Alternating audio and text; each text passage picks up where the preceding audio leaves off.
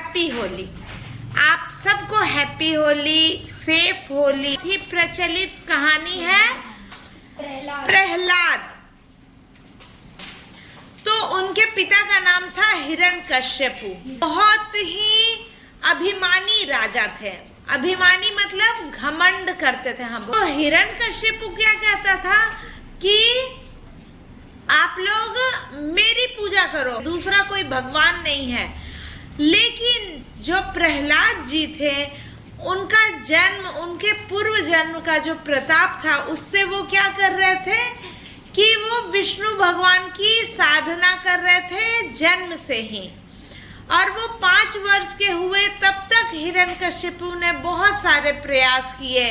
उनको पर्वत की चोटी से गिराया, उनको बहुत तरीके से पिता होके खुद अपने पुत्र को बहुत तरह की प्रताड़ना दी, बहुत तरह से उनको सताया।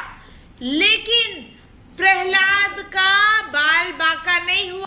उसमें यही था कि जाको राखे साईया, मार सके ना कोई, बाल न बाका कर सके जो जग बैरी होए। जिसको भगवान जिसकी रक्षा करते हैं, उसका कोई बाल बाका नहीं कर सकता, मतलब उसका कोई कुछ नहीं बिगाड़ सकता है। और वो हार गए, थक गए कि अब इसका मैं क्या करूं। तब उन्होंने लास्ट एक उपाय ढूंढा। और पहले के जमाने में जो राक्षस होते थे, वो लोग बहुत जप तप करके और बहुत सारे वरदान अपने आप में हासिल करके रहते थे। होलिका नाम था हिरण्यकश्यपु की बहन का। दान के रूप में उसको एक सॉल मिली हुई थी। कर आग में जाओ तो उसको आग जला नहीं सकती है। तो उसके भाई ने, हिरण्यकश्यपु यानी कि प्रहलाद के पिता ने बोला कि ऐसा करो कि तुम इसको लेके आग में बैठ जाओ, तुमको तो कुछ होगा नहीं।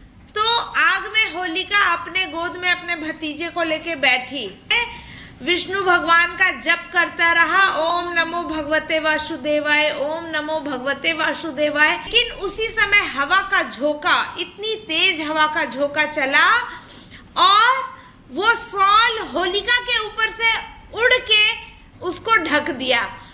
तो ये सॉल उड़ा और वो बालक प्रहलाद को कवर कर दिया और होलिका के ऊपर से उड़ गया और होलिका जल गई और प्रहलाद सुरक्षित बच गए।